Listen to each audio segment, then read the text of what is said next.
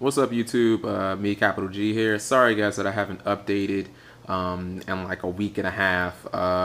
This whole Valentine's Day stuff. Gotta save money for someone. I'm just gonna leave it at that and spend a little less money on children's card games. I went to a regional last week at the hobby shop that's in Wilson, North Carolina. They hosted a regional. And funny thing, right before the regional started, they asked me to be a bounty player. If you guys are familiar with the Shonen Jumps, you know what that is. And it's actually pretty cool. They actually made me my own. They made all the bounty players signs, and instead of putting my name in big letters, they put capital G. And there's my bounty sign. I played Glads. I did so bad. It wasn't even funny.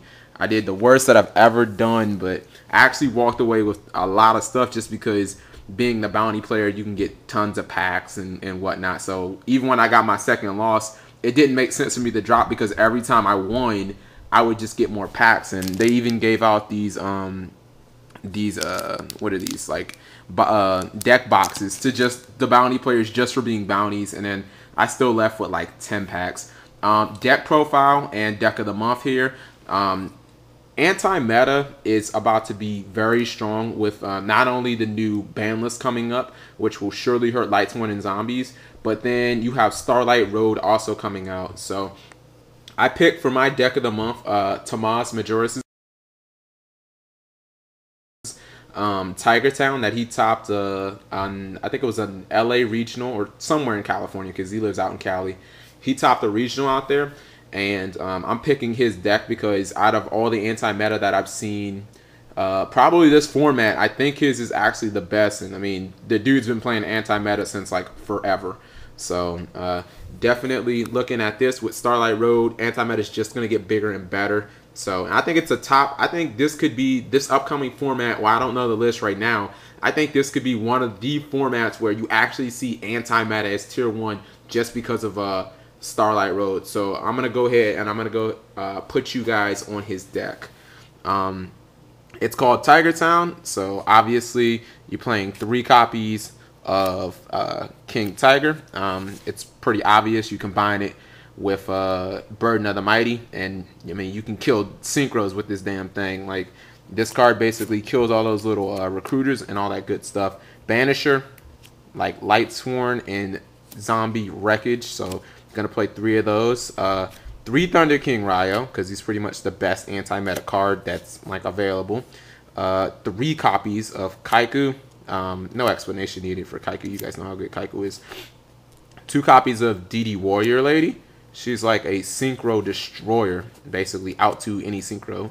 1 Morphing Jar because anti-meta can tend to, like, you get stormed early or something like that and you're really down on cards, you get hit with like a Torrential or something like that, Morphing Jar can just easily pull you back in the game.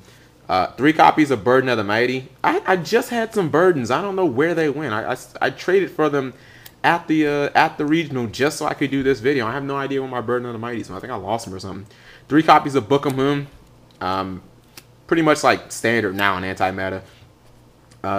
2 copies of Enemy Controller. Same basic principle as Book. It's just kind of there to stop attacks. But I was talking to Tomas after he topped. It's actually really good because in a couple situations he would attack and then he would just like tribute his Morphing Jar to attack again for a game and stuff like that. So it's really good.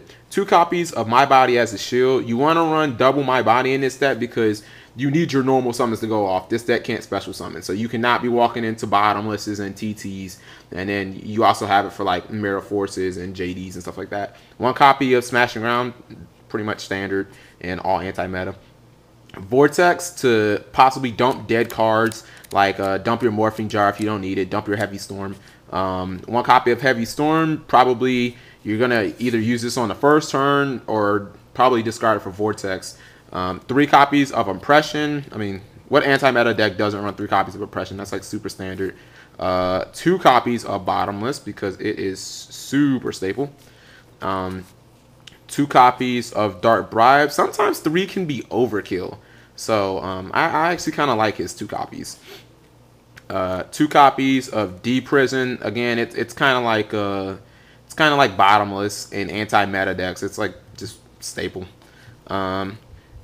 2 copies of Waboku. Tomas ran Roar, but I mean, because Honest and Kalut, there's basically no reason to ever run Roar over Waboku. I mean, Glads are pretty much so dead and would probably get dominated by this deck anyway.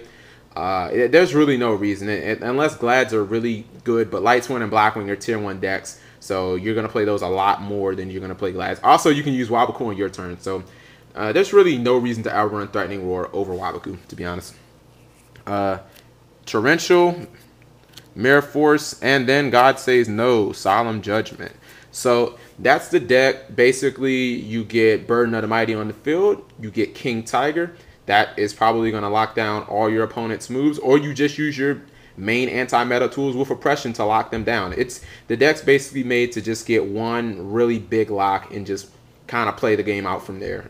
It's typical anti-meta. I'm a big fan of Burden of the Mighty. That's my deck of the month. I hope you guys enjoyed. I'll probably be doing another video on what I think the ban list should be, and then one talking about what I think of the actual ban list. So peace, stay frosty, guys.